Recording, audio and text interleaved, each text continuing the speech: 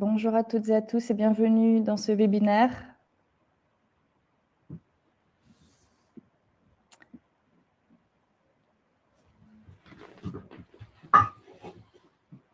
Installez-vous confortablement. On va commencer dans quelques instants, le temps que tout le monde nous rejoigne.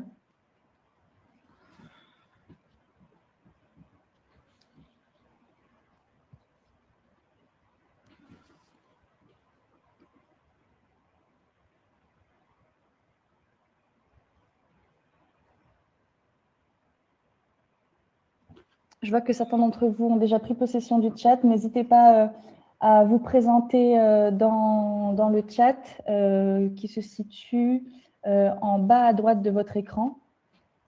Vous pouvez vous présenter, nous dire d'où vous venez et qu'est-ce qui vous intéresse dans ce webinaire. C'est également dans cet espace-là que vous pourrez interagir avec les autres interlocuteurs. Et juste à côté, vous avez un onglet questions et c'est là que vous pouvez publier une question lorsque nous aurons la partie discussion. Bonjour Léonard, bonjour Arfa, bonjour Vincent, bienvenue à tous. On commence dans 2-3 minutes, le temps que tout le monde nous rejoigne.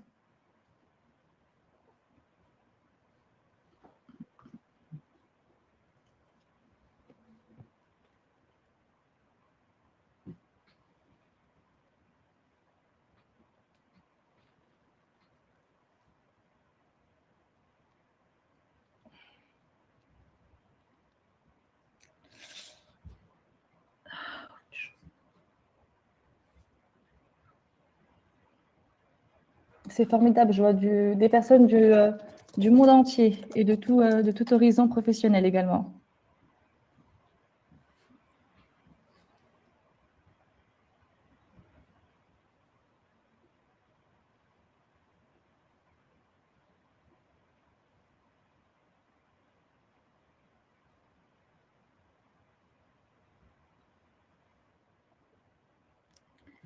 Encore une petite minute et puis on va commencer. Okay.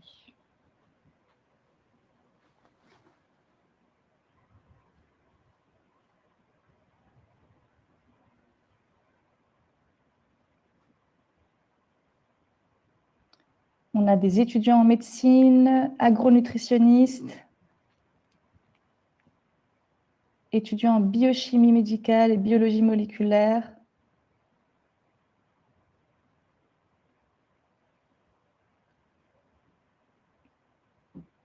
doctorants à l'École de santé publique de Montréal. Super, merci beaucoup. Je propose qu'on commence. Donc, bonjour à toutes et à tous et bienvenue à ce Midi Experts consacré à notre MOOC sur le diabète. Moi, je m'appelle Nina Touche et je suis chargée de communication de l'ONG Santé Diabète. Je suis basée en France et j'ai hâte de lire vos questions et aux réactions suite aux interventions des professeurs Cynthia Fleury, Stéphane Besançon et professeur Malek Battal. Donc, comme je le disais, vous pouvez utiliser le bouton « Questions » en bas à droite de votre écran à tout moment pour poser vos questions aux intervenants que nous prendrons en dernière partie de ce webinaire. Donc, ce webinaire s'inscrit dans le prolongement du MOOC Diabète, les nouveaux enjeux liant environnement, alimentation et santé au nord comme au sud. C'est une formation en ligne gratuite lancée en novembre 2025 avec nos partenaires du campus groupe AFD, la chaire de philosophie à l'hôpital, le Conservatoire national des arts et métiers. Et aujourd'hui, nous comptons avec la présence exceptionnelle des étudiants en médecine de l'Université de Saint-Christopher à Dakar au Sénégal. Donc, bienvenue, chers étudiants, et surtout bienvenue à toutes les personnes, tous les participants qui prennent du temps aujourd'hui pour approfondir leurs connaissances sur le diabète. Comment va se dérouler ce webinaire? On va avoir une petite introduction par les coordinateurs du MOOC, ceux qui ont donné naissance à cette formation, professeur Cynthia Fleury et Stéphane Besançon. Puis chacun d'entre eux interviendront d'une durée d'une dizaine de minutes pour approfondir un concept abordé lors du MOOC. Et puis nous aurons 40 minutes pour discuter, échanger avec vous, répondre à vos questions et à vos réactions. Mais avant de commencer, je vais présenter chacun des experts présents aujourd'hui. Tout d'abord, professeur Cynthia Fleury, vous êtes philosophe et psychanalyste française, professeure titulaire de la chaire Humanité et Santé au Conservatoire national des arts et métiers et professeure associée à l'École nationale supérieure des mines de Paris, titulaire également de la chaire de philosophie à l'hôpital Sainte-Anne du GHU Paris Psychiatrie et Neurosciences, et vous êtes membre du conseil d'administration de l'ONG Santé Diabète. Et dans le MOOC, vous expliquez l'approche One Health et le concept de soins, et j'ai hâte d'en entendre davantage dans votre présentation. Stéphane Besançon, vous êtes biologiste, nutritionniste et professeur associé en Global Health au Conservatoire national des arts et métiers, cofondateur et directeur général de Santé Diabète. Et dans le MOOC, vous explorez le lien entre politique et santé. Et enfin, professeur Malek Batal, bienvenue. Vous êtes professeur de nutrition publique au département de nutrition de la faculté de médecine de l'Université de Montréal, titulaire de la chaire de recherche au Canada sur les inégalités en nutrition et santé, et membre de la Société royale du Canada et de l'Académie canadienne des sciences de la santé. Et dans le MOOC, vous nous parlez de la transition nutritionnelle et je suis curieuse d'entendre votre présentation aujourd'hui. Je donne à présent la parole à Stéphane Besançon et Cynthia Fleury pour nous expliquer un petit peu plus bien quels sont les objectifs du webinaire et surtout qu'est-ce que ce MOOC, d'où vient-il et quelles sont voilà, vos attentes par rapport à cette rencontre. Vas-y Stéphane. Peut-être je me lance sur l'introduction, un peu sur la question de pourquoi ce webinaire, et puis après je passerai la parole à Cynthia autour du MOOC, ces grandes transitions, ces grands enjeux qu'on a voulu adresser à travers ce parcours, cet enseignement. Ce webinaire, c'était pour aller plus loin. Comme souvent, beaucoup de gens qui sont en ligne ont suivi ce MOOC qui a été très apprécié. Aujourd'hui, il y a plus de pratiquement 850 inscrits, donc on en est très heureux. Et l'idée aujourd'hui, c'était de pouvoir donner un temps, de rencontrer quelques experts. On ne peut pas tous parce qu'il y a énormément d'experts dans ce MOOC pour pouvoir approfondir les connaissances et pour pouvoir aller plus loin sur certaines discussions.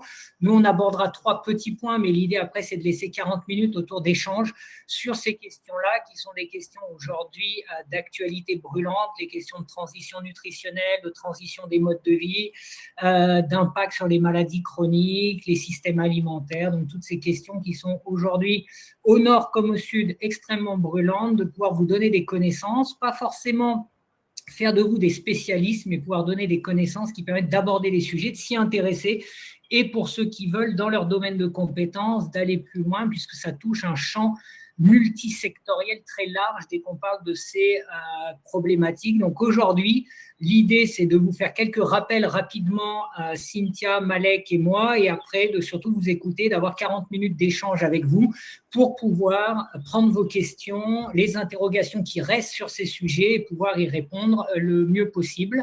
Voilà, et je laisse Cynthia peut-être préciser quel était l'enjeu un peu au niveau du MOOC sur ces grandes transitions qu'on voulait aborder. Oui, alors rapidement, on voulait, c'est vrai, proposer dans un format court et synthétique le jeu qui relie et qui met en interdépendance toutes les transitions.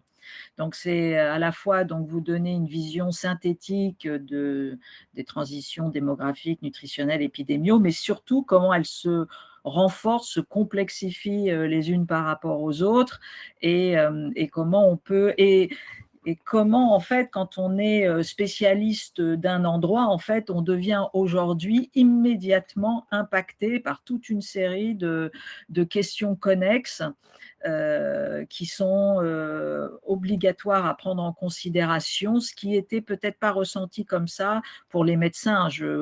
Moi, j'ai parlé dans le MOOC, par exemple, du One Health. Je ne suis pas sûre qu'il y a 20 ans, les médecins même généralistes, se poser la question du One Health, alors qu'aujourd'hui, je pense que c'est important de saisir à quel point nous sommes imbriqués dans des problématiques qui ne sont pas immédiatement celles de notre champ disciplinaire et qui viennent remettre en considération justement les concepts, les enjeux de… Voilà. Donc, ça, c'était le point, avec un petit point en plus pour moi, qui était de venir faire rentrer la question des humanités médicales aussi, qui est peu abordée souvent. Donc là aussi, de le faire de façon très concrète, donc pas nécessairement par le méta, comme souvent c'est fait, par le côté principiel, mais de montrer comment les humanités médicales peuvent, dans la complexité des transitions, nous aider à améliorer les diagnostics, à consolider les protocoles thérapeutiques, à construire des parcours de soins plus efficients. Voilà, donc toute la question des fameux entre 60 et 80% des déterminants de la santé sont non médicaux. Et donc, il faut attraper aussi cet enjeu-là et donc vous donner une première introduction, envie de connaître davantage ces humanités médicales, mais surtout pour vous montrer comment elles renforcent l'efficience, encore une fois, de votre travail de médecin et comment elles renforcent, bien sûr, la question de l'observance des patients et surtout sur les questions de maladies chroniques. Je ne vois pas comment demain on aborde la transition épidémiologique sans les humanités médicales, qui nous permettent absolument de dépasser les systèmes hospitalo-centrés ou trop sur l'aigu, etc. et de voir comment on embrasse vraiment de la prévention au rétablissement, aux rechutes, etc., quantité de choses, et puis plus spécifiquement, bien sûr, ici, la question du diabète, qui est, hélas, notre parent commun désormais entre le Nord et le Sud. Merci beaucoup, Cynthia.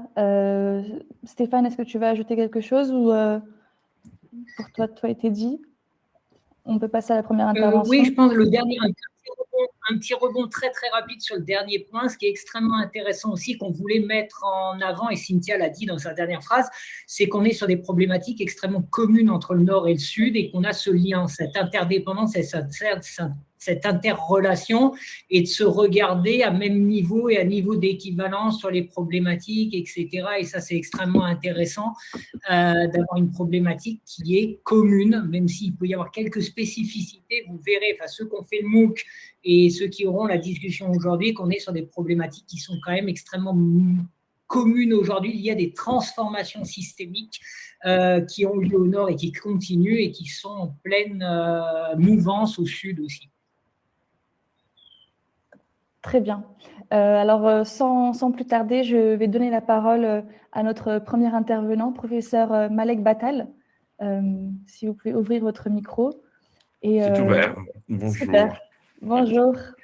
Bonjour tout le monde. Merci à toutes et à tous d'être présents.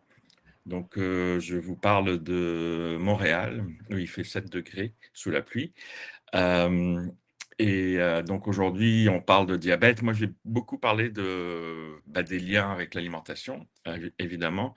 Et ce lien est beaucoup plus visible entre le diabète de type 2 et le diabète gestationnel et l'alimentation dans le début du diabète. Donc, juste quelque chose que vous savez, qu'on sait tous que le diabète est en forte augmentation. Puis je vois on a beaucoup d'amis qui viennent d'Afrique qui nous regardent. Donc, le diabète est particulièrement en forte augmentation en Afrique. Et donc, on va rencontrer le diabète dans des situations où les ressources peuvent être assez limitées. Mais d'abord, j'aimerais commencer par une idée clé, que le problème du diabète et de l'alimentation qui mène vers le diabète, ce n'est pas uniquement un choix individuel.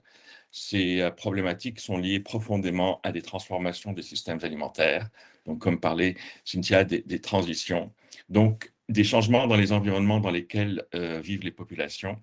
Donc c'est un symptôme, si on veut, d'un système qui est en transition. Et donc, on va parler de la transition nutritionnelle plus spécifiquement. Donc, dans de nombreuses régions du monde, les régimes traditionnels, mettons par exemple qu'ils soient riches en mil, en sorgho, en légumineuses, en légumes, sont progressivement remplacés par des produits industriels qui sont riches en sucre, en graisse, en sel, et qui sont très disponibles, qui sont parfois moins chers et qui sont très fortement promus par un marketing très, très puissant. Donc, qu'est-ce qui arrive? On a une augmentation du surpoids, de l'obésité, du diabète de type 2, du diabète gestationnel, qui suit aussi la même trajectoire. Mais pourquoi ces changements arrivent-ils? Parce il y a des forces économiques, politiques, corporatives, qui font en sorte que ces changements arrivent. Et là, donc, remettre tout sur le dos de l'individu en disant, voilà, vous ne mangez pas assez de légumes, vous ne faites pas assez d'exercice, c'est là où on agit de manière parfois néfaste, en fait, parce que ça va décourager les personnes qui n'arrivent pas à améliorer leur situation. Donc, je dirais que l'important, c'est d'abord cette idée clé que, bon, c'est individuel jusqu'à un certain niveau, mais à la base, ce sont des changements sociaux qui sont arrivés avec des forces euh, qui viennent de toutes parts, en fait, pour avoir un impact sur notre système alimentaire. Donc, vous remarquerez vous-même quand vous pensez à ce que mangeaient vos parents ou vos grands-parents et ce que vous mangez maintenant, ce n'est pas une question simplement de choix, c'est une question aussi de disponibilité. Est-ce qu'il y avait les mêmes supermarchés? Est-ce qu'il y avait les mêmes façons d'avoir de l'alimentation facilement, qui soit livrée à la maison, etc. Donc, ce sont des changements qui sont arrivés un peu partout dans le monde à partir des années 90 et qui sont très étroitement liés avec la mondialisation économique. Et donc, ce ne sont pas, encore une fois, des choses que c'est parce que les gens ont oublié de bien manger, ils ne savent plus comment faire, etc. Ce n'est pas simplement ceci. Je mettrai l'accent aussi sur la question de diabète gestationnel et l'importance qu'on devrait lui donner parce que c'est un diabète intergénérationnel. C'est-à-dire que la femme qui a le diabète gestationnel, son enfant a un risque plus élevé de développer le diabète plus tard dans sa vie. Donc, c'est là où on peut commencer à briser le cycle. Donc, à partir de ceci, qu'est-ce qu'il faut faire? Il faut d'abord sortir donc de ce piège qui est de penser que le problème est individuel, manque de volonté, mauvaises habitudes. Mais comme je disais, les choix sont contraints par ce qui est disponible, accessible, qui est abordable et qui a un certain halo de qualité, dans le sens que si on est très impressionné par le marketing, ben, on va penser que certains aliments qui sont en effet mauvais pour nous, ben, ils sont prestigieux, on va vouloir les consommer parce qu'ils ils ont oui, une certaine notoriété sociale, si on veut, qui fait en sorte qu'on a envie de les consommer. Donc, l'important, c'est d'élargir le regard. Ce n'est pas simplement ce que les gens mangent, mais comment les aliments arrivent jusqu'à eux, c'est-à-dire les prix, les politiques agricoles, comment est-ce que les aliments sont produits, est-ce qu'ils sont importés, est-ce que ce sont des aliments locaux qu'on est en train de mettre de l'avant. Parce que ce qui arrive avec cette transition nutritionnelle, et surtout dans les pays qui sont en émergence, ce sont des problématiques de fardeaux multiples de la malnutrition. C'est-à-dire qu'on est à la fois dans une situation où les calories sont très abondantes, qui sont pas mal relativement moins chères qu'elles ne l'étaient. Donc, on peut s'alimenter avec des calories souvent vides, donc du sucre, par exemple, qui est très, très disponible et en même temps avoir peu d'apports de micronutriments, donc les vitamines, les minéraux, etc. Donc, ce qui arrive, c'est qu'on peut avoir des situations où on a l'obésité qui est présente et avec le diabète, et en même temps, on a des carences en fer, de l'anémie, on a des carences en vitamine A. Et ceci peut arriver dans le même pays. Donc, on peut avoir des régions qui sont plus favorisées que l'autre, où on va avoir des problématiques d'obésité, peut-être dans les villes plus que dans les régions rurales. Mais aussi, ça peut arriver dans la même maison, où vous avez la mère qui est en obésité, alors que l'enfant est en retard de croissance, par exemple. Et ça peut arriver chez la même personne, une dame qui est à la fois diabétique associée à l'obésité et en même temps elle est anémique parce qu'elle n'arrive pas à avoir un apport suffisant en fer. Mais ce qui est bien en fait dans toute situation, c'est qu'il n'y a pas que les contraintes. En fait, il faut aussi regarder ce qu'il y a dans la société comme richesse. Donc, dans tous les pays, il y a un héritage culinaire, il y a des traditions, il y a des possibilités de production agricole, des savoirs alimentaires. On a une biodiversité qui devrait être protégée.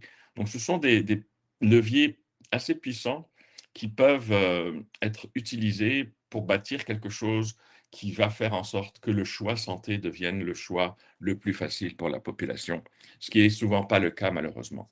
Donc, aussi faire très attention au pouvoir des industries, des intérêts privés qui font en sorte qu'il y a souvent de la résistance à adopter certaines mesures. En France, il y a toute la bataille autour de Nutri-Score, par exemple, pour le rendre obligatoire ou pas. Au Canada, on a pris beaucoup, beaucoup de temps avant d'avoir un étiquetage sur l'avant de l'emballage. Et donc, un discours aussi qui dit souvent, qui est véhiculé malheureusement parfois par les professionnels eux-mêmes, que tous les aliments se valent, il faut simplement savoir modérer la consommation, etc. Donc, aussi être conscient de le rôle des aliments ultra transformés dans notre alimentation, comment est-ce qu'ils sont arrivés chez nous, comment est-ce qu'ils sont poussés pour que les gens les consomment. Donc, regarder plus loin, plus large, de point de vue environnement alimentaire, et faire en sorte que le travail que nous faisons, tous qui sommes en santé, ne soit pas simplement un travail curatif avec des individus, mais ce soit aussi un travail de plaidoyer pour faire changer les politiques aussi, un travail un peu d'activisme en fait, pour faire en sorte que ces pressions externes soient moins puissantes. Donc, si je me résume, c'est que le diabète est un problème systémique, donc un problème qui arrive à cause d'un système qui est en transition, et la transition nutritionnelle, elle fait partie de ces transitions multiples, avec la transition épidémiologique, mais aussi transition économique, politique, coloniale, tout ça. Et donc, vraiment, il faut être conscient de toutes ces dimensions et que les environnements façonnent les choix. Ce n'est pas simplement... Moi, je donne souvent l'exemple aux étudiants dans mes cours. Vous pensez tous que vous vous habillez à votre guise, mais vous vous habillez seulement avec ce qui est disponible. Si vous sortez habillé comme on s'habillait au XVIIe siècle, ça ne passe pas. Donc, c'est qu'on a des choix, mais les choix sont contraints.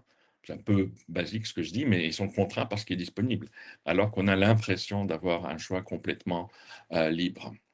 Donc, il faut regarder, creuser dans les solutions locales, dans les solutions traditionnelles qui viennent de l'héritage et des traditions, et aussi avoir un regard critique à tout ce qui est intérêt privé, qui font en sorte que notre système et notre environnement sont en changement, pas nécessairement dans le bon sens. Je pense que je vais m'arrêter là, puis je serai disponible pour la période de questions, de discussions plus tard. Merci. Merci beaucoup, professeur Battal, pour ce résumé très clair sur votre présentation. Je donne la parole ensuite à Stéphane Besançon. Si vous pouvez ouvrir votre micro et prendre la parole. Je rappelle qu'il y a un bouton en bas à droite de votre écran avec écrit « Questions » et que c'est là que vous pouvez poser vos questions à nos intervenants. N'ayez pas peur, il n'y a pas de questions bêtes. On est là justement pour échanger et éclaircir les points qui peuvent être moins évidents. Stéphane, c'est à toi. Merci Nina. Donc moi je prends un contrepoint géographique puisque je vous parle depuis Bamako où il fait 40 degrés à l'ombre et c'est un grand soleil. Donc après les 7 degrés de la pluie de Malek, moi j'enchaîne sous le grand soleil de Bamako. On m'a demandé de parler un peu, j'en parle un peu dans le MOOC, mais d'aller un peu plus loin, de passer une question qui revient beaucoup, parce qu'on parle très souvent du diabète comme d'une maladie de traceur. Donc la question c'est un traceur de quoi?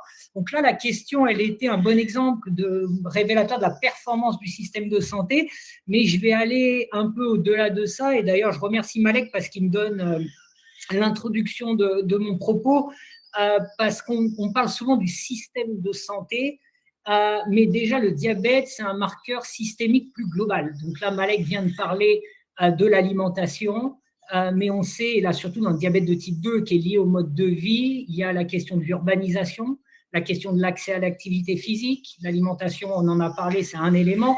Donc on est vraiment sur quelque chose qui est multifactoriel et systémique, et avec deux grands déterminants dont Malek a déjà parlé, un qui est les déterminants commerciaux de la santé, qui est sur l'alimentation, mais qui est sur beaucoup d'autres choses aussi, c'est-à-dire comment à un moment le secteur privé intervient dans nos choix, intervient dans nos planifications, quand on parle de l'urbanisation, etc., pour plutôt promouvoir, dans certains cas, des modes de vie plus délétères.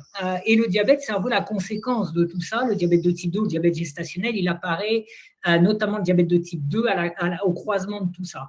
Donc, il y a le système de santé, mais il faut voir le diabète comme un marqueur plus large, beaucoup plus large.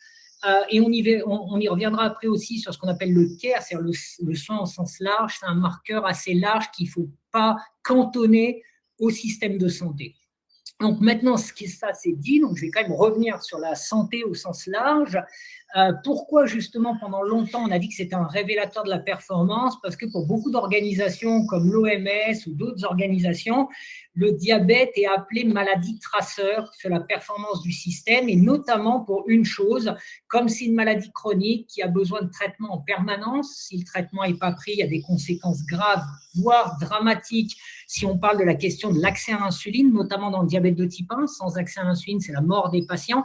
Donc, c'était un très, très bon traceur de regarder si le système est en capacité de délivrer le médicament, de délivrer le soin, là, au sens curatif du terme.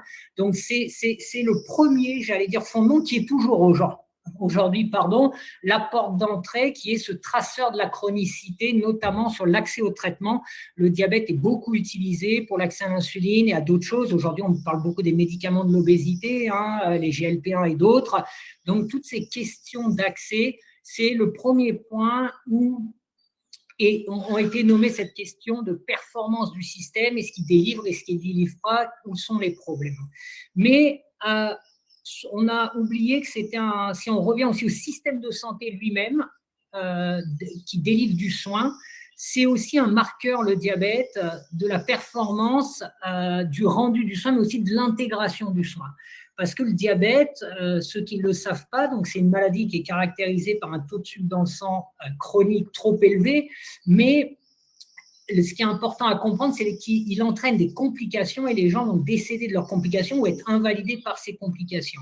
Et du coup, on se retrouve au carrefour d'énormément de choses avec le diabète.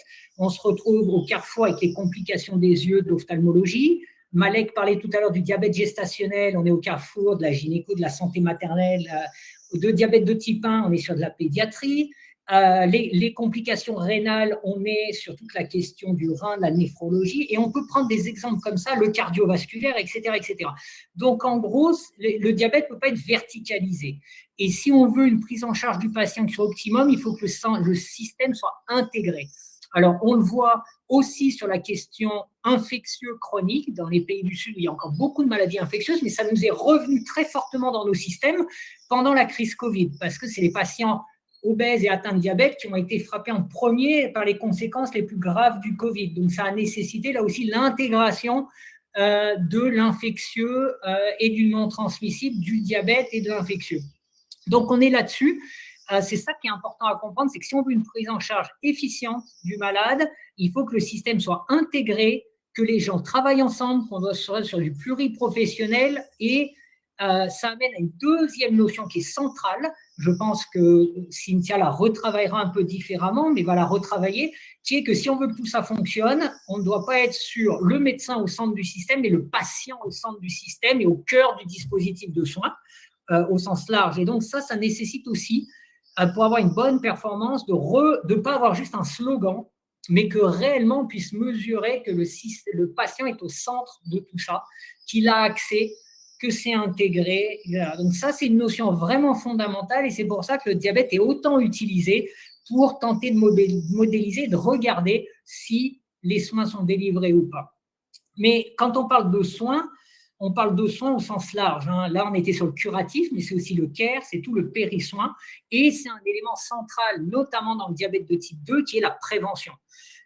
Donc, du coup, si on veut aussi que le système réponde, il faut aussi être en amont et pas juste être dans le curatif, parce qu'on a aujourd'hui cette problématique dans énormément de pays, y compris la France, est caricaturale pour ça, de pays qui se sont orientés vers l'ultra-curatif et qui ont mis en secondaire le préventif, sauf que le préventif est absolument central. On n'a pas là aujourd'hui, mais vous l'avez vu dans le MOOC, quand vous regardez les courbes de progression du diabète, depuis 20 ans, on est sur une exponentielle. C'est pareil pour l'obésité, ça augmente, on fait des constats sur constats. Ça veut dire qu'à un moment, peut-être que le curatif marche pas mal, mais le préventif a raté sa cible et le préventif est absent. Et c'est aussi la problématique après d'avoir un système curatif qui est complètement débordé parce qu'on n'a pas suffisamment prévenu et éviter du diabète, des maladies cardiovasculaires à des gens qui pouvaient rentrer dans des parcours de prévention.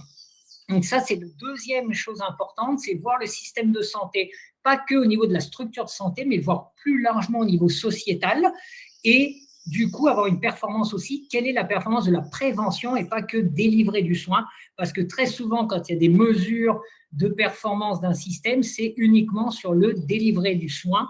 Est-ce que le patient est bien soigné ou pas, mais il y a tout l'amont où énormément de gens présentent des facteurs de risque et doivent être mis dans des parcours de prévention pour limiter l'apparition de la maladie.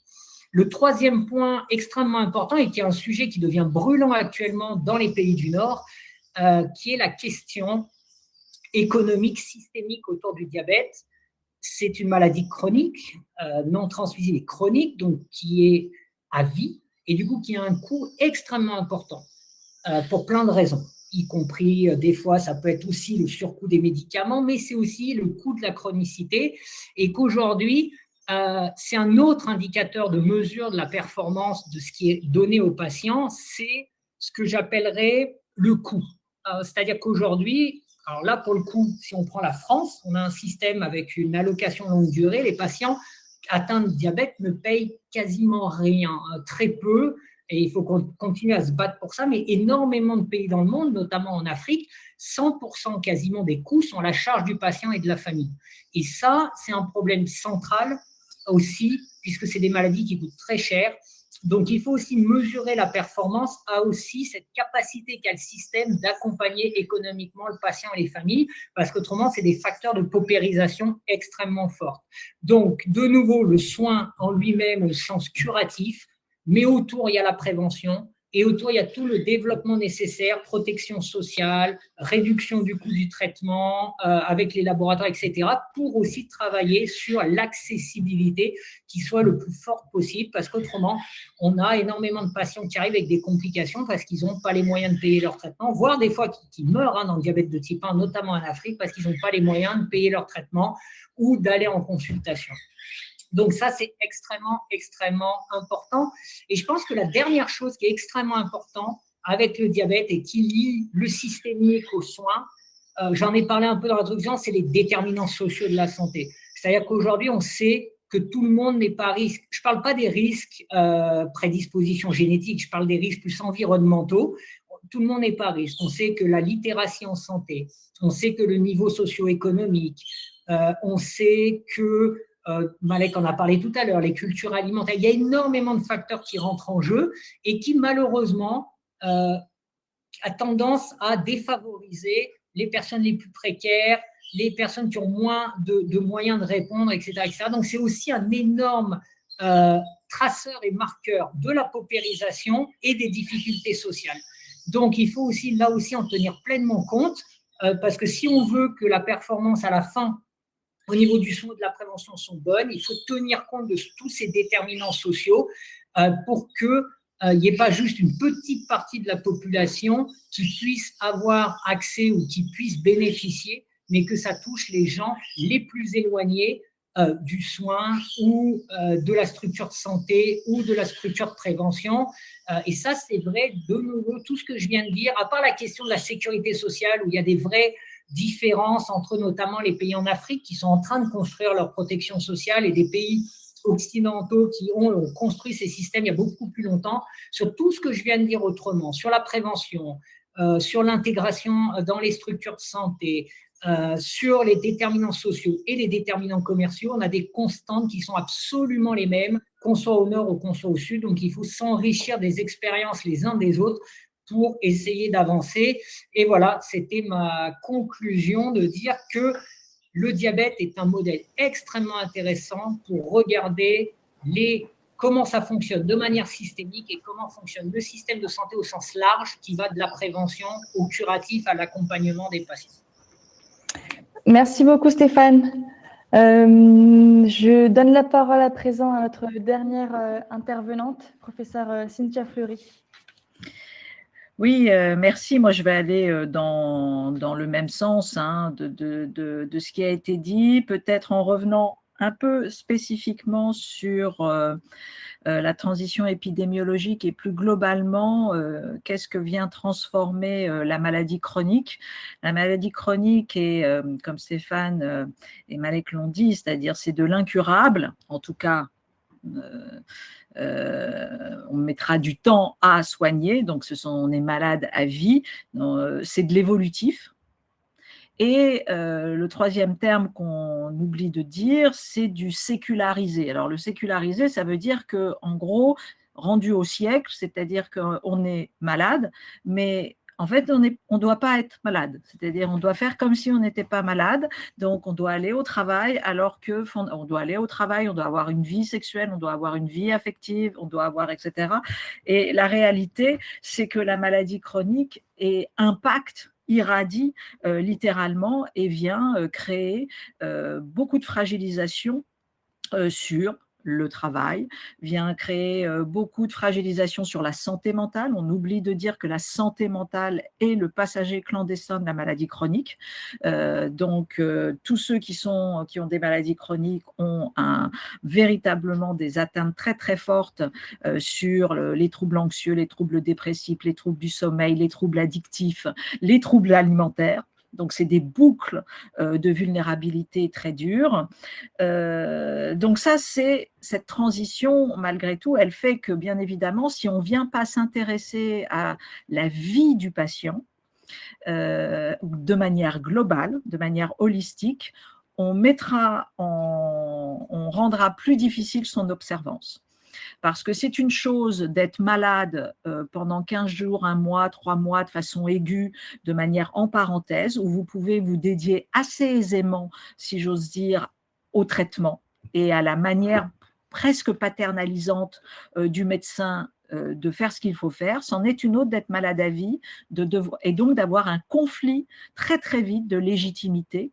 Et donc vous avez un patient qui arbitre, qui va construire son observance en fonction de la norme de vie qu'il peut mettre en place. Et si le médecin ne comprend pas ça, à ce moment-là, on va produire des traitements très peu efficaces et avec des fardeaux, alors non seulement lourds financièrement parlant, mais lourds en perte de chance pour le patient lui-même. Donc, dans un contexte de chronicité, cette question de la norme de vie, du savoir expérientiel du patient, elle est véritablement au cœur et c'est pour ça que les humanités médicales, les modèles du care vont nous intéresser parce que, ils nous permettent de mieux saisir le diagnostic dans sa complexité, mais surtout, encore une fois, de construire des parcours de soins efficients, des protocoles qui vont être digérables, absorbables par, par le patient, parce qu'ils sont jugés adaptables à sa vie, en fait, c'est-à-dire qu'ils permettent d'avoir une chronicité capacitaire, c'est-à-dire ils sont dans la maladie chronique et ils peuvent développer des capacités professionnelles, affectives, sociales, etc. etc. Donc ça, c'était un premier point. Le deuxième point, c'est que, indépendamment de cette transition épidémiologique, il y a des transitions organisationnelles qui touchent un peu tout le système, l'ambulatoire, la santé numérique. Ce sont aussi des choses qui sont des grands invariants. Et là aussi, si on fait de l'ambulatoire, on fait de la santé numérique, etc., et que par ailleurs, on ne construit pas de l'éducation thérapeutique digne de ce nom, l'ambulatoire, c'est retour, comment dire, à la case départ avec encore plus de pathologies, et la santé numérique, c'est un renforcement de la fracture médicale et de la fracture sociale, et donc plus de contournement du soin, etc. Donc on voit très bien que nos outils qui sont là aujourd'hui normalement pour plus de facilité, plus d'efficience et du désenclavement, etc., peuvent devenir des outils très déshumanisants si justement ils ne sont pas renforcés dans sur leur côté care, accompagnement, etc. Donc tout ce qui vient construire l'alliance thérapeutique, encore une fois, est au service d'une meilleure observance et de ce qu'on pourrait appeler l'activation du caractère agent du patient. Dernier point, le care et les humanités médicales, ce n'est pas tout à fait au même endroit. Le care est un des outils des humanités médicales. Le care, c'est ce qui va nous permettre de travailler d'abord sur l'approche dite subjective du soin, c'est-à-dire de considérer que malgré tout, ça a l'air basique, hein, mais celui qui connaît le mieux sa maladie, c'est aussi le patient, et que donc ce savoir expérientiel est à prendre en considération. Donc, ce n'est pas simplement faire parler les données, c'est écouter la parole du patient. Et je le dis parce que nous sommes dans un monde qui aime les données, et notamment les données numériques, et qui peut avoir tendance, aussi par manque de temps, de s'éloigner de la clinique et de l'écoute, alors que véritablement dans la chronicité, comme dans toute maladie, mais notamment dans la chronicité, c'est absolument clé pour comprendre ce qui a été dit tout à l'heure aussi sur les questions des inégalités sociales de santé, et pour ne pas s'adresser à un patient comme s'il était le seul à construire son consentement, alors que précisément le consentement aux soins du patient relève de différentes contraintes collectives, et donc il faut les connaître. Donc c'est l'approche subjective du soin, c'est l'approche institutionnelle, peut-être qu'on en parlera. Alors là, c'est plutôt du côté des soignants, mais on défend aussi le care et les humanités médicales pour soigner les soignants. Donc pourquoi? Parce qu'on travaille avec des gros burn-out des soignants, donc c'est quand même une question à voir au loin que dans nos systèmes de santé demain, non seulement une prise en considération plus forte des patients, mais des soignants eux-mêmes, d'abord parce que sinon c'est des pertes de vocation, c'est de la maltraitance institutionnelle entre les soignants eux-mêmes, voire envers les patients.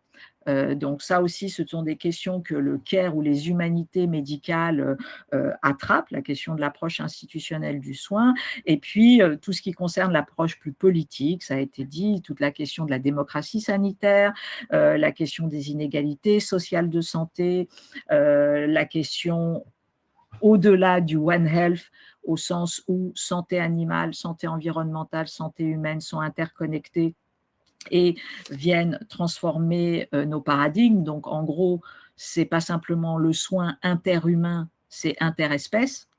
Et donc, c'est un prendre soin du vivant aujourd'hui qui est absolument déterminant, surtout quand on sait que les facteurs environnementaux pèsent justement aussi dans les maladies chroniques. Donc, tout ça pour dire c'est vrai ce que disait, il y a un coût très, très élevé. Aujourd'hui, d'ailleurs, l'économie de la santé s'est tournée de plus en plus vers ce fardeau, c'est le terme qui est utilisé, parce que c'est un coût à la fois social, économique, mais c'est un coût aussi en termes de santé mentale, qu'il nous faut attraper, parce que derrière, ça vient impacter la croissance de nos pays de façon très, très délétère. Voilà. Merci beaucoup, professeur Fleury, pour votre intervention. Je propose qu'on ouvre l'échange avec les étudiants. On a déjà pas mal de questions dans le chat. Si vous me permettez, je vais les prendre depuis le début. Une première question d'Anna de l'Université de médecine de Saint-Christopher. Est-ce que des actions concrètes peuvent être menées pour revenir aux anciennes habitudes alimentaires avec cette mondialisation, ou devrons-nous juste nous adapter de manière intelligente à ce qui nous est proposé afin de prévenir les maladies non transmissibles? J'imagine que la question m'est posée. Moi, je dirais qu'il faut faire les deux. J'ai vu que dans une des autres questions, on parlait d'une, je ne sais pas si c'est une campagne au Sénégal pour revenir aux habitudes ou à l'alimentation traditionnelle. Il faut juste savoir que encore une fois, il ne faut pas mettre toute l'emphase sur les personnes parce qu'il faut prendre en considération tout ce qui va avec revenir à une alimentation traditionnelle. Est-ce que les gens ont le temps de revenir vers cette alimentation? Est-ce qu'on ne va pas mettre plus de poids sur le dos des femmes plutôt que sur la famille entière? Donc, tenir compte de ces contraintes, c'est important parce que sinon, on ne veut pas culpabiliser les gens, on ne veut pas en fait faire en sorte que le fardeau devienne très lourd et inéquitablement distribué. Mais il faut en même temps faire en sorte que les choix traditionnels deviennent plus faciles. Donc là, on a beaucoup d'initiatives un peu partout dans le monde, de circuits courts pour les aliments frais qui sont bons pour le consommateur, mais aussi pour la personne qui est en train de produire. Donc faire en sorte que les approches que nous privilégions soient des approches à double action ou à triple action, c'est-à-dire qu'elles vont à la fois améliorer l'alimentation, mais aussi le sort de la personne qui produit, parce qu'on a des liens plus directs avec le consommateur, et en même temps faire en sorte que le choix devienne plus facile. Souvent, moi je pense que le système conventionnel est tellement colossal que l'attaquer de front est difficile. Qu'on pourrait faire, c'est multiplier les alternatives. Donc, multiplier les alternatives autour du système conventionnel pour que ces alternatives deviennent plus mainstream, deviennent plus celles qui, qui, avec le temps, vont dominer. Et c'est là qu'au niveau du communautaire, on peut commencer à faire des actions dans son hôpital, comment l'hôpital est fourni en aliments, quelles sont les sources, etc., etc. Puis aussi dans la collectivité par la suite. Prochaine question de... Attends, peut-être Nina, ouais. J'avais un complément là-dessus à ce qu'a dit Malek, parce que j'ai vu il y a 2 ou 3 questions, j'ai regardé aussi comme Malek dans le chat, qui reviennent sur les mêmes choses. Je pense qu'il faut aussi faire attention de ne pas opposer traditionnel égale bon, moderne égale pas bon, sans trop regarder ce qu'il y a des fois. Ça, il faut faire très attention. Il faut regarder ce qui est traditionnel, parce qu'il y a des plats traditionnels qui sont bons, il y a des plats traditionnels qui nutritionnellement ne sont pas super bons non plus. Il y a des changements macro et après, il y a aussi des changements plus micro à échelle individuelle. Par exemple, tous les gens là, qui sont sur l'Afrique, notamment de l'Ouest, et qui suivent là, le webinaire, vous savez que beaucoup d'épices traditionnelles comme le Sumbala ou d'autres ont été déplacées par les cubes alimentaires, ce qui est dramatique en termes de santé, d'apport en sel, etc. Donc, ce n'est pas la recette entière en fait qu'il faut changer, c'est l'apport qui est fait de revenir à une épice plutôt que des cubes, par exemple. Donc, il y a des changements macro, il y a des changements plus micro. Donc, il faut un peu, comme l'a dit Malek, des approches à 2 niveaux. Et à regarder bien en détail et pas juste avoir un slogan, c'est traditionnel, c'est bon. Je vous prends un exemple, on a travaillé il n'y a pas 30 ans, on nous a demandé notre avis sur un projet en Afrique de l'Ouest où le slogan c'était pour combattre les boissons sucrées, les sodas, on va faire des jus pressés, naturels avec les fruits locaux. Sauf qu'en fait, dans les deux, la teneur en sucre est exactement la même en fait. Une fois que vous avez pressé votre jus, là on ne parle pas de manger le fruit, on parle de le presser.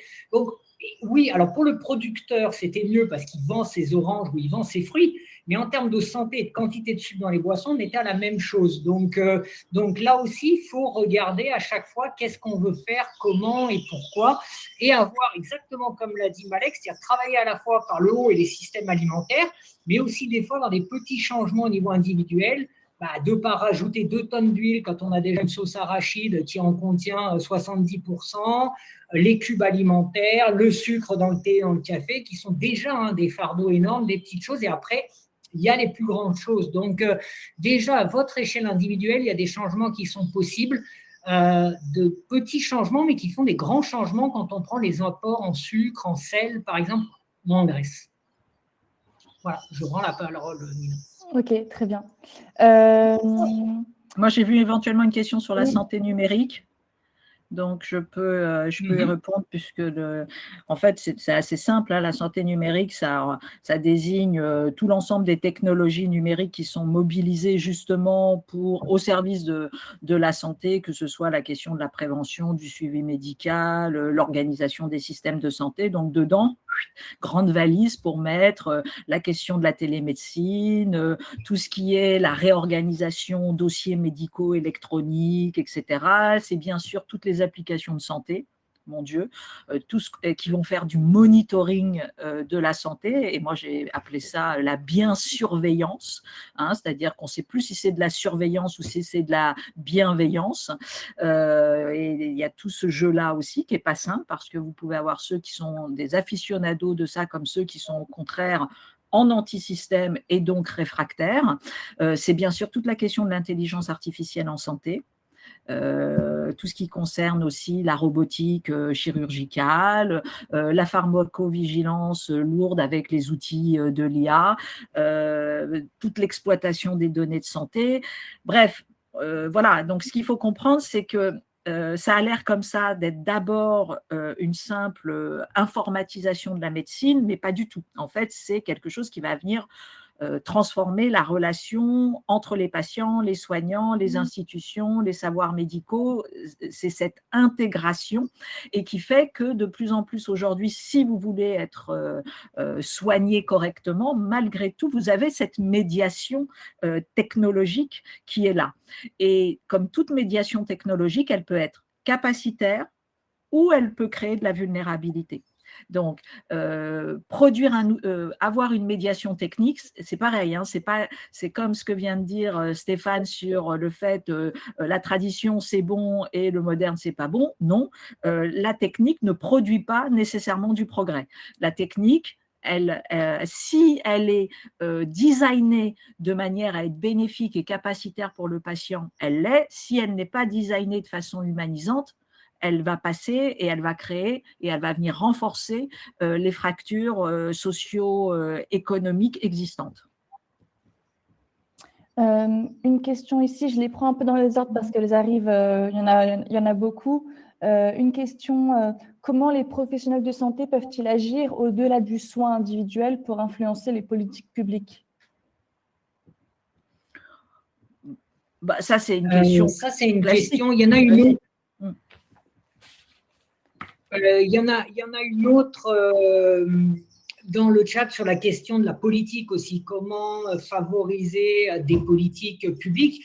C'est toute la question du plaidoyer, hein, c'est-à-dire d'un moment de ne pas rester juste autour de soi et ce qu'on fait en termes cliniques, et d'essayer de structurer une analyse des manques et d'arriver à les porter plus haut.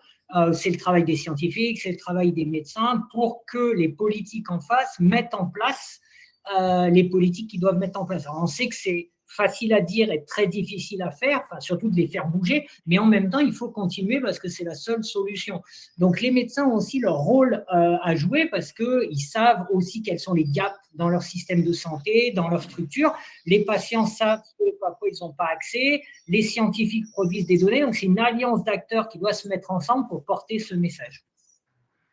Je ne sais pas si Cynthia, tu veux rajouter quelque chose là-dessus. Oui, non, mais c'est… Malek, vas-y. Oui, pardon, je passe juste entre les deux. Mais en tout cas, bon, tout ce qui a dit, bien sûr. Et là aussi, la question, alors c'est pas totalement celle-là, mais quand même, je pense qu'il faut ne pas l'oublier, c'est la question des associations de patients, malgré tout, qui ont aussi un rôle absolument clé dans ce plaidoyer, et donc pas eux tout seuls, eux avec les médecins, et c'est cette alliance qui vient véritablement rendre légitime et encore une fois très efficiente le plaidoyer. Et c'est, bon, moi je voulais aller dans ce sens-là, mais dans le sens contraire, c'est-à-dire que ce que dit Cynthia est complètement vrai, c'est-à-dire qu'il faut aller à ce niveau-là, mais aussi au niveau international, si certains parmi nous avons des des espaces, par exemple Stéphane et Santé Diabète, ils vont à Genève parler avec l'OMS. Donc tout ça, ça peut avoir un impact à la longue sur les politiques dans les pays, parce que les politiques dans les pays sont soit elles émanent de la base, quand la base arrive à avoir un impact, et ça dépend du système politique, et parfois c'est comme un peu les organisations internationales qui vont dire, bon, maintenant, on va travailler sur l'étiquetage nutritionnel. On va essayer d'encourager les pays à faire ça, ou bien sur l'enrichissement des aliments. Je donne des exemples très techniques, mais ça veut dire que tous les moyens doivent être mobilisés pour faire le changement et pas simplement s'attarder sur le curatif. Et pour la prévention, ben, elle est multidimensionnelle, c'est ça. C'est qu'elle n'est pas simplement seulement pour l'individu, comme l'a dit Stéphane, c'est l'individu beaucoup, comment on fait la cuisine, etc., mais aussi tout le reste. Comment est-ce qu'on se rend à l'école? Est-ce que c'est sécuritaire pour les jeunes filles d'aller à l'école à pied? Est-ce que c'est sécuritaire à cause des voitures pour tous les enfants, garçons et filles, pour se déplacer, etc. Donc tout ça, ça fait partie des choses qui peuvent avoir un impact sur notre santé en bout de ligne. Est-ce que vous avez des exemples d'initiatives locales, de plaidoyer? Il y a une question qui rejoint celle-ci. Des exemples concrets de succès menés à l'échelle locale? Mais ça dépend de ce qu'on appelle l'échelle. Vas-y, Malek, vas-y. J'ai un exemple d'un hôpital à Montréal qui a décidé que pour les patients, ça va être un genre de restaurant, dans le sens que le patient décide ce qu'il veut manger. Et en même temps, ils sont arrivés à avoir... Donc, ils ont fait énormément d'économies parce qu'il y avait 50% moins de pertes de gaspillage. Parce que quand vous arrivez avec un plateau chez un patient, il va aimer la moitié des choses, puis l'autre moitié va être jetée. Et avec cet argent qu'ils ont économisé, ils ont changé leur façon de s'approvisionner. Donc là, ils vont chez les petits agriculteurs pour avoir des aliments bio qui viennent directement donc du producteur et qui fait en sorte qu'ils vont avoir un impact. Bon, ils ont toujours fait attention à ce qu'ils donnaient aux patients de point de vue nutritionnel, mais là, l'impact est généralisé et ça donne la possibilité de ces producteurs d'avoir des ressources pour pouvoir produire pour d'autres personnes et donc ce que je disais, c'est les petites alternatives. Donc ça, c'est une alternative qui, à la longue, pourrait avoir un impact pour contourner le système conventionnel. Et un exemple au sud, au Sénégal par exemple, il y a maintenant peut-être 10 ou 15 ans, je ne me rappelle plus exactement, la grosse association de patients atteints de diabète, les cliniciens, tout le monde a fait un plaidoyer très important sur l'État. Et aujourd'hui au Sénégal, depuis plus d'une dizaine d'années, l'insuline est subventionnée sur le budget de l'État et cette subvention de l'insuline est sanctuarisée dans le budget de l'État et reconduite sur la loi de finances année après année. Donc l'insuline coûte quasiment 3 à 4 fois moins cher que beaucoup d'autres pays de la sous-région, pas parce qu'elle est vendue moins cher par le laboratoire au Sénégal, mais parce que l'État du Sénégal, sous la pression des associations de patients, des familles et des cliniciens, a adopté une subvention de l'insuline qui est dans le budget reconduit chaque année de l'État sénégalais. Donc ça montre que c'est dur, mais des victoires sont possibles, des grandes, des petites, des moyennes, et ce qui est important, c'est d'en obtenir. De toute façon, il n'y a jamais de transformation du système qui se fait un jour avant, un jour après, et tout a changé. C'est des petites pierres comme ça qui montent progressivement. Et en parlant de transformation, il y a une question sur l'engagement des jeunes. Je reprends ici la question. De nombreux jeunes se forment comme moi sur ces problématiques, mais peinent à trouver des cadres concrets pour s'engager et agir efficacement.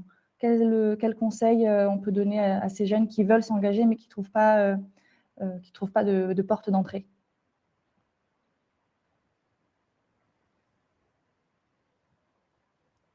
Ça, c'est pour vous, je pense. Une vraie question difficile.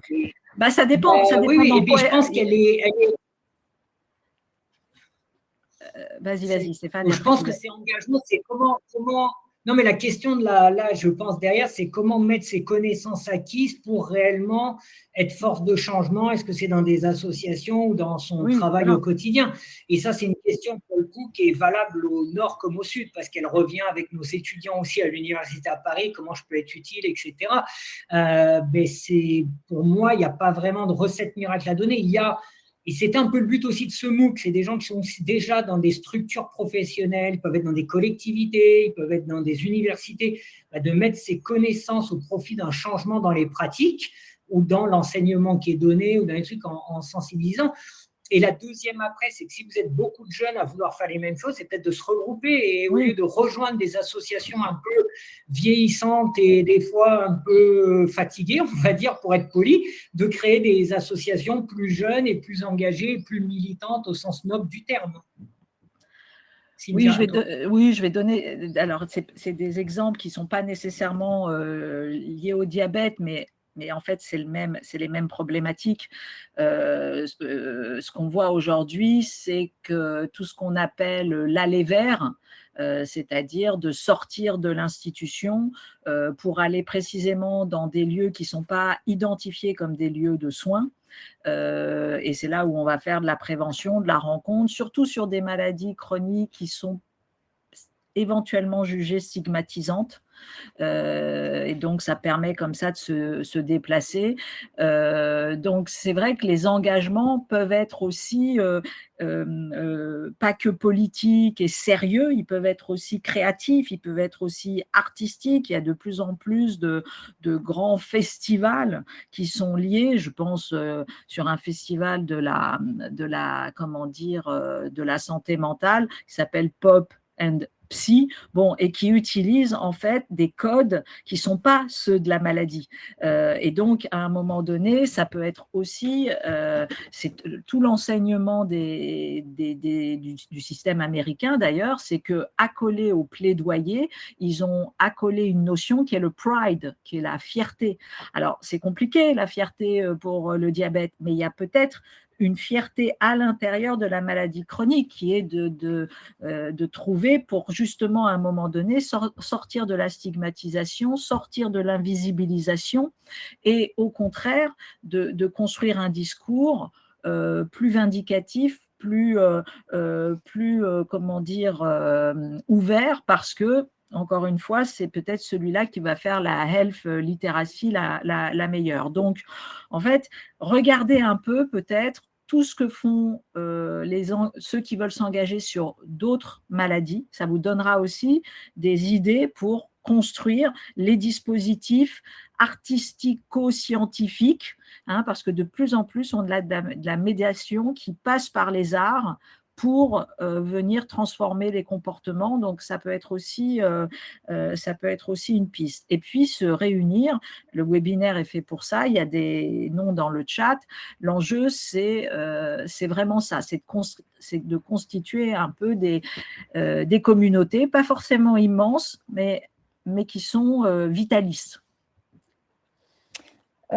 J'aimerais juste rajouter un truc parce que c'est une question qui revient dans les questions. Justement, c'est-à-dire que faire et comment faire en sorte qu'on arrive à contrer ce mouvement mondialiste, corporatiste, etc. Je pense que le mot-clé que Cynthia vient d'utiliser, c'est la fierté. C'est-à-dire que quand on vous fait croire que boire du coca, c'est quelque chose de moderne et ça a une image positive, ben là, il faut reprendre cette fierté par rapport aux choses qui sont bonnes et qui sont locales et qu'on peut arriver à faire émerger de manière collective. Et je pense que ça, c'est... Moi, j'ai un exemple qui vient il y a une vingtaine d'années, j'avais un projet au Liban sur les aliments, sur les plantes sauvages et leur importance dans l'alimentation. Et là, quand on est allé dans les villages, je me souviens d'une dame qui m'a dit merci de faire ce travail parce qu'on avait honte d'offrir ces aliments-là parce que ce sont des plantes qui ne nous coûtent rien, elles sont gratuites, on les cueille dans la nature. Et moi, mes enfants trouvaient que j'étais trop avare à leur offrir ces aliments plutôt que d'aller acheter quelque chose et de l'offrir. Donc, c'est là, ça arrive partout. On va dire, notre céréale traditionnelle, elle n'est pas bonne, moi je vais aller acheter des pâtes alimentaires parce que ça c'est importé, c'est mieux, etc. Donc, aussi travailler sur ça, c'est important, avoir une fierté dans les choses qui sont bonnes, mais qui ont été supplantées par ce marketing qui a été tellement fort pendant des décennies. L'exemple du lait maternel versus le lait qui a été imposé aux femmes à travers le marketing qui pensaient pendant des décennies que c'était mieux de donner ce lait-là à leurs enfants. On a enlevé aux femmes ce pouvoir d'être fières du fait d'allaiter, par exemple. Et ça, c'était une question de santé énorme qui a causé des morts. Donc, je pense que j'adore ce concept de fierté là qui peut nous aider à avancer. Une question pour… Et un dernier rebond sur ce sujet, Nina, juste un dernier rebond sur ce sujet, parce qu'il y a une question dans le chat qui reprend tout ce qu'on est en train de dire. Est-ce qu'on est anti-système? Il y a une question un peu provocatrice, qui est est-ce qu'on est des anti-systèmes ou pas? Et je pense que c'est important et qui fait référence aussi aux gens qui agissent sur le changement climatique, etc. Je pense que tout ce qu'on est en train de dire, Malek l'a dit dès sa première intervention, on a des forces au-dessus de nous qui sont très puissantes et qu'on n'arrivera pas à renverser comme ça. Donc, je ne pense pas que la question soit d'être anti-système et de renverser, d'en proposer un autre. C'est pas ce qui sera, c'est de dire au pouvoir public, il faut réguler. Je pense que le mot, c'est pas anti, c'est régulation. Tout ce qu'on est en train de parler. Et de l'autre côté, à titre individuel, Malek vient de le dire très bien, qu'est-ce qu'on peut changer dans nos pratiques, en fait? Pourquoi on n'accepte plus de manger cette épice parce qu'il y a un cube qui arrive de quelque part? Pourquoi on ne mange plus cette céréale parce qu'elle fait broussard alors qu'en ville on mange du riz, etc., etc. Donc il y a les deux, il y a la régulation par les pouvoirs publics et il y a les changements qu'on peut mettre à titre individuel. Voilà, mais c'est pas être anti-système, c'est de dire vouloir réguler le système et le rendre meilleur en fait. Voilà, parce qu'anti-système veut dire l'abolir et c'est compliqué.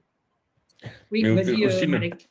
Ne pas être dupe du système, c'est connaître le système et savoir ce qu'il est en train de faire. Qu'on puisse y faire face vraiment de manière forte, c'est peut-être pas possible, mais si vous dites aux jeunes, par exemple, que les publicités à la télé ou sur les médias sociaux, c'est fait pour que vous consommiez certains produits et que ça vous enlève votre pouvoir de décision et qu'il faut que vous vous en rendiez compte, ça, c'est ne plus être dupe d'un système qui nous force à faire des choses alors qu'on pense qu'on n'est pas forcé à faire ces choses-là. Et je pense que c'est un déclic, en fait, qui arrive et qui dit, moi, je veux questionner chaque fois que je suis devant quelque chose, un choix, je me questionne sur d'où ça vient, d'où vient ma décision, en fait, et quelle en est la base. Une intervention. Non, Cynthia, tu voulais prendre la parole? Non, je lis et j'allais répondre aux questions qui sont… Vas-y. Il y avait deux questions. Voilà, il y a une question sur la santé mentale et le passager clandestin de la maladie chronique. Oui, vous avez bien noté. Et la prise en charge en compte en psychologie des personnes diabétiques. Je réponds à ces deux questions. Et puis, il y a une question sur les stratégies pour les produits transformés, contre les produits transformés et l'urbanisation. Oui, la santé mentale est le passager clandestin de la maladie chronique. Ça, il n'y a aucun doute là-dessus. Et maintenant, on a une littérature extrêmement documentée là-dessus. N'importe quelle maladie chronique, donc ce n'est pas que le diabète, pour une raison très simple, hein, c'est que vous êtes 2 ans malade, puis 3, puis 4, puis 5, et puis au bout du 6e, c'est simple, vous avez comment dire, un aspect de dépression, vous faites plus de décompensation, vous avez plus de troubles du sommeil, vous êtes atteint dans votre image de vous-même, vous êtes éventuellement stigmatisé au travail, vous perdez confiance en vous. Enfin bref, il y a tout un système qui fait que vous allez avoir une fragilisation immédiate et peut-être consolidée et qui va impacter en plus le suivi de votre maladie, parce que je vous dis, quand on voit très très bien les addictions qui grimpent de manière très très forte et les troubles alimentaires qui grimpent de façon très forte quand on a des maladies chroniques. Donc imaginez si on a la question du diabète et on rentre dans une boucle folle de renforcement de la vulnérabilité. Donc l'accompagnement pour une bonne observance urgence et pour un suivi de la maladie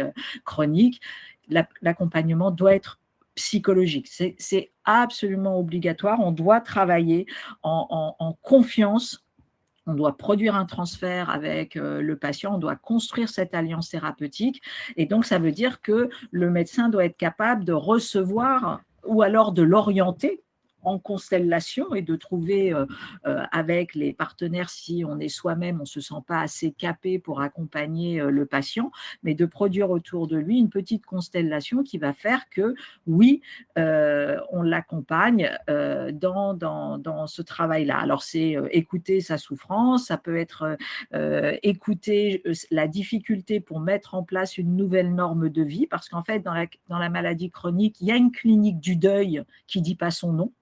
Parce qu'il y a une clinique de la perte, il y a une clinique du deuil, il y a une clinique de l'invalidité, etc., du trauma même parfois. Donc, tout ça fait que, voilà, c'est des outils, c'est trop long ici, mais là encore, c'est bien documenté. Et ça peut être aussi l'utilisation des TCC, donc pas que le travail des écoutes, etc., mais peut avoir un travail sur les thérapies comportementales et cognitivistes qui peuvent venir un peu donner des tips, des astuces pour justement sur la conduite alimentaire ou sur telle ou telle conduite comportementale à essayer d'adopter. Donc, ce n'est pas que le travail au long cours psychologique, ça peut être aussi combiné intelligemment à des TCC, mais ce qui est certain, c'est de ne pas croire que la personne ne sera pas touchée à un moment donné. C'est pas une réalité de la faiblesse de l'individu, c'est une réalité systémique, physiologique, qui est que, parce que ça aussi, hein, vous avez de la part des patients presque une double peine, c'est-à-dire, un, ils se stigmatisent parce qu'ils ont une maladie, puis deux, ils se stigmatisent parce qu'ils seraient trop faibles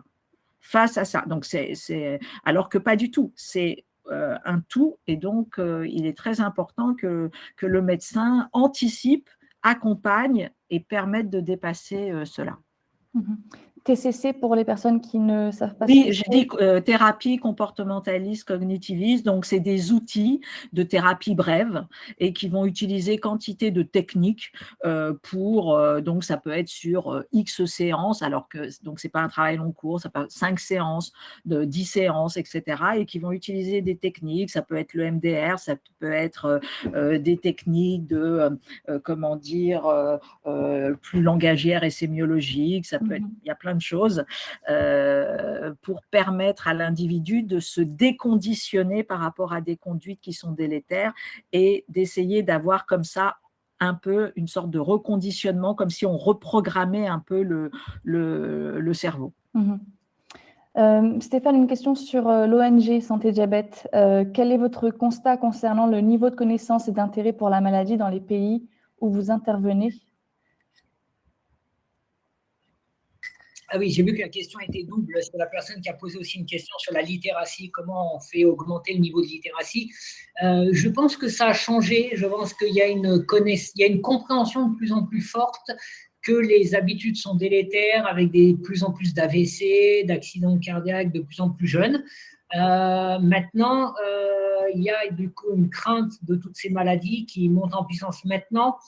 Il manque beaucoup de connaissances sur l'alimentation, l'activité physique, de connaissances justes et de connaissances rationalisées aussi, et que ça, c'est ce que nous on fait, mais d'autres, et qui a un besoin énorme, et qui a un besoin énorme des pays, c'est vraiment de donner de la connaissance sur toutes ces questions-là, beaucoup plus fortes, justement pour faire monter le niveau de littératie des gens, et que les connaissances, en gros, la littératie, c'est ça, enfin, c'est pas que ça, mais c'est un élément, que les connaissances des gens soient plus importantes, et ça rejoint ce qu'a dit Malek tout à l'heure, que ces connaissances permettent de faire des choix aussi. Parce qu'à un moment, quand on dit faire des choix, il faut avoir les connaissances pour faire des choix. Parce que des fois aussi, il y a beaucoup de croyances, il y a beaucoup de choses autour de certains aliments, d'autres, certains qui guérissent, notamment le diabète, d'autres qui sont facteurs de diabète. Et souvent, ce n'est pas tout à fait vrai ou pas vrai du tout. Donc, il y a tout un travail autour de ça.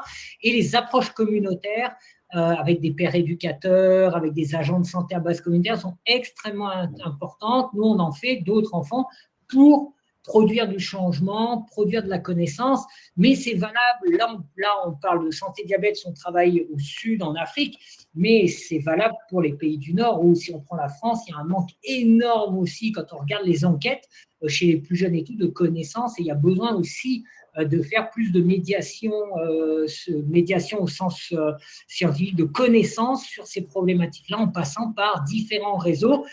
Et tout à l'heure, je rejoins un peu la réponse sur le numérique. Le numérique amène des choses, mais il amène aussi toute cette désinformation en santé, sur les pratiques alimentaires, etc. Donc, il y a aussi le rôle des… Là, on parlait des jeunes tout à l'heure, les blogueurs. J'ai vu qu'il y a des questions sur ces choses-là dans les chats. Là aussi, il y a un rôle d'amener de l'information juste, de fact-checker la mauvaise information de la personne qui vous dit manger de l'ananas, ça va guérir votre diabète en 24 heures, etc., etc. Il y a un vrai travail à faire qui participe au travail d'information. Oui, il y a une question d'une journaliste dans un média nutrition qui demande comment relayer de façon fiable des informations auprès des lecteurs. Quelle est en effet cette relation avec les journalistes et les médias? Moi, je dirais que c'est de plus en plus difficile, en fait, de faire passer le bon message. Et c'est là où il faut multiplier les messages, comme quoi on se fait souvent avoir par des messages qui sont faux, et il faut aller voir qu'est-ce qu'il y a derrière ces messages-là. Et là, je vois une question qui pour moi est importante, parce que là, Zahir demande est-ce qu'on peut changer les choses sans remettre en question nos modèles économiques et agricoles. Je pense que non, en fait, mais comment est-ce qu'on les remet en question? C'est ça, c'est à quel degré, jusqu'à quel degré on les remet en question. Et c'est pour ça que je préconise le développement des alternatives et une multiplication des alternatives. Parce que, encore une fois, les combattre de manière directe, c'est peut-être difficile, mais aussi quelque chose d'intéressant à savoir, c'est que le système alimentaire conventionnel, qui est en train de faire du mal à notre environnement, qui n'est pas très bien pour le bien-être des animaux, qui rend les zoonoses plus faciles à cause de l'intensité des élevages, c'est un système qui ne nourrit que grosso modo 30 à 40% de la population du monde, alors qu'on nous fait croire que c'est le système qui va nous sauver, qui va nourrir 10 milliards de personnes, alors que c'est de la petite production un peu partout dans le monde qui nourrit la plupart la grande majorité des gens sur la planète. Donc, le système, il n'est pas si puissant. Il est puissant, mais il est aussi, il peut être fragilisé par des actions citoyennes, par une prise de conscience et par la découverte ou la promotion d'alternatives. Dans le MOOC, il y a une partie sur les nouvelles technologies et notamment l'intelligence artificielle. On a là une question sur l'IA et le big data. Permettront-ils bientôt un dépistage prédictif dès les premières semaines de grossesse? Donc là, ça spécifique au diabète gestationnel. Donc, dès les premières semaines de grossesse, en analysant les antécédents et les données précoces des patients. Moi, je pense que oui, mais il faut savoir qui aura accès à ces développements technologiques. Donc, est-ce que ça va encore creuser les inégalités entre nord et sud, entre les régions urbaines et rurales? Et c'est ça où on se pose la question. Mais c'est vrai qu'il y a des développements en IA qui sont tellement rapides que ça peut avoir un impact surtout sur la nutrition individuelle. Et moi, ça me fait un peu peur, parce que si on fait beaucoup d'avancées sur la nutrition individuelle, on va laisser de côté la prévention en santé publique avec des approches populationnelles. Et donc, ceux qui vont profiter, ça va être les gens qui peuvent maintenant s'offrir l'insuline alors que d'autres ne peuvent pas. Et ça va être ces personnes qui peuvent avoir accès à ces technologies avancées versus les autres qui n'y ont pas accès. Oui, ben justement, une question là-dessus. Comment garantir… Il y a beaucoup de sociétés qui commencent en France, aux États-Unis, à se lancer de start-up sur ces sujets, dépistage précoce, de ciblage, nutrition, traitement, etc. Mais de nouveau, comme le dit Malek, on est sur des coûts déjà de dépistage et de suivi qui sont exorbitants, et en fait qui s'adressent au 1% ou au 10%. Donc, le risque, c'est que ça fasse que creuser les inégalités d'accès, etc., etc. Donc oui, ça va avancer, mais maintenant, comment ça va creuser les inégalités, c'est une question. Et la deuxième chose, est-ce que toutes les avancées sont utiles?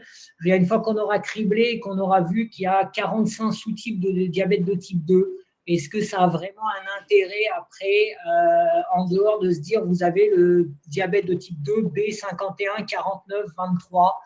Voilà, il y a vraiment ces questions aujourd'hui aussi. Qu'est-ce qui a de l'intérêt? Qu'est-ce qui n'en a pas? Qu'est-ce qui a un coût? Comment? Etc. Mais une question à ce sujet, comment garantir que ces innovations ne creusent pas davantage les inégalités de santé? Ben, c'est ça, il a tout compris. Elles vont les poser. Elles vont aussi. Pour le moment, comment ça s'oriente pour le moment, elles vont les creuser, ça c'est sûr et certain, et surtout une fracture nord-sud qui va être de plus en plus forte, parce que si on prend par exemple le diabète de type 1, aujourd'hui, la majorité des patients en France par exemple, ou au Luxembourg ou en Suisse, ont des pompes à insuline. Aujourd'hui, dans les pays, en Afrique, les gens sont encore avec des seringues et des flacons qui sont plus utilisés en France depuis 10, 15 ans.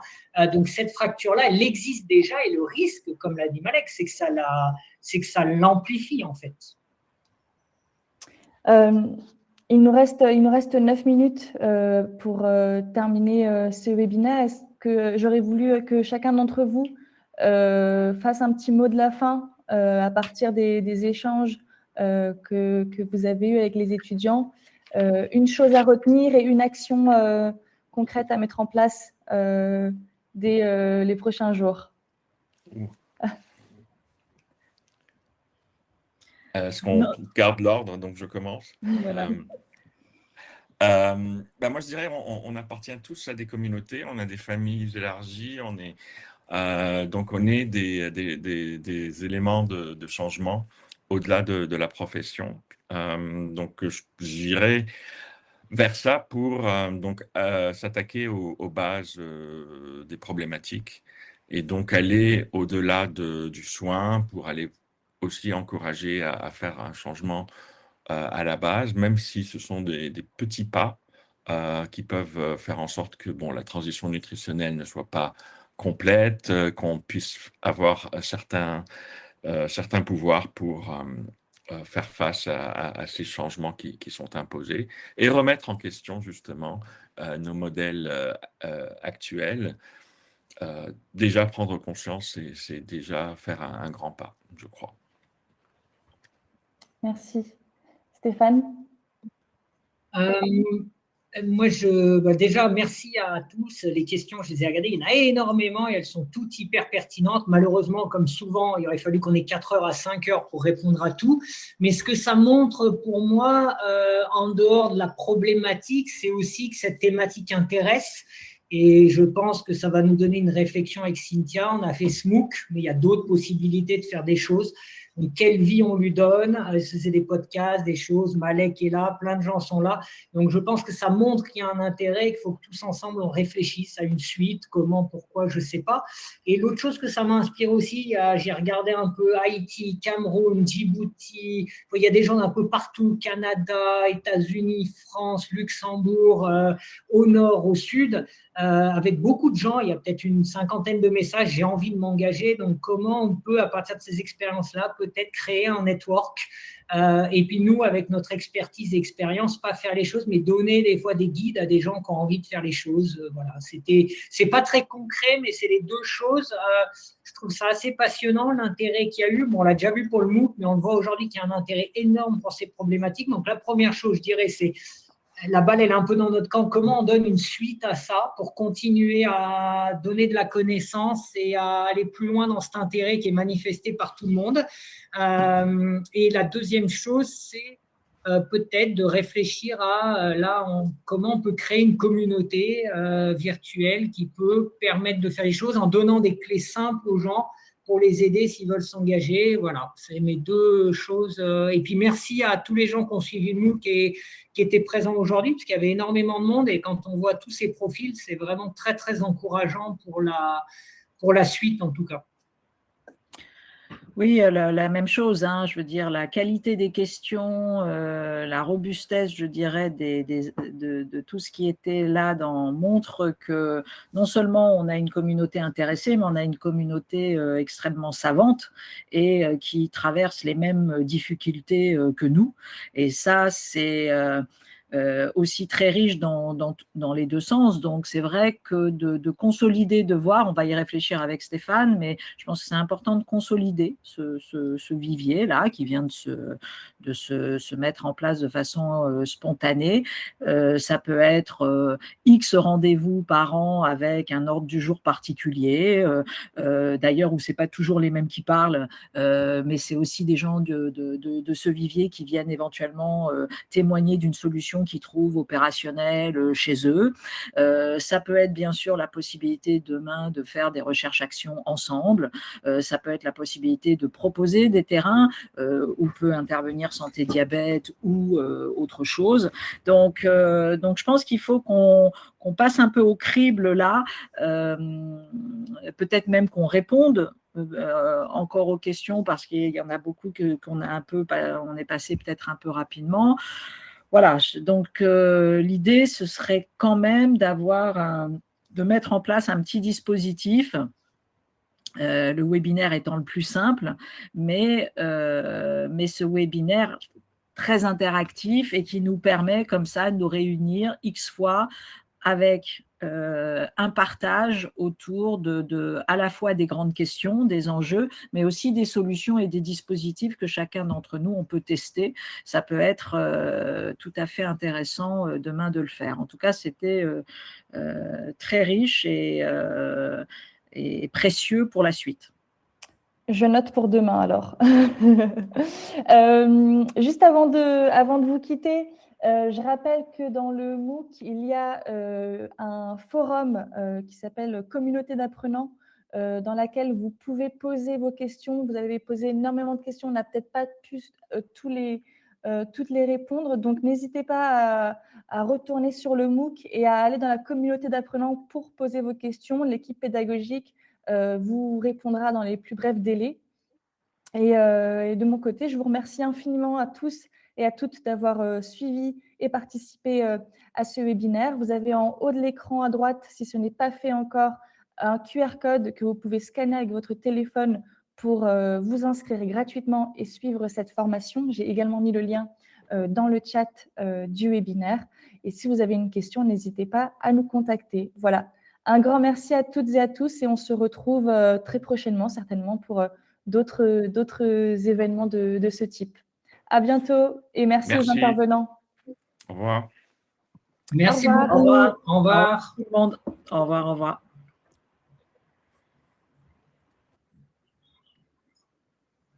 Je ne sais plus comment sortir, mais ah oui, c'est quitté. C'était bien, non? Très bien. Ouais, salut. Au revoir. Est-ce que tout le monde, comment ça marche? On peut sortir à ce moment-là ou ouais, je peux.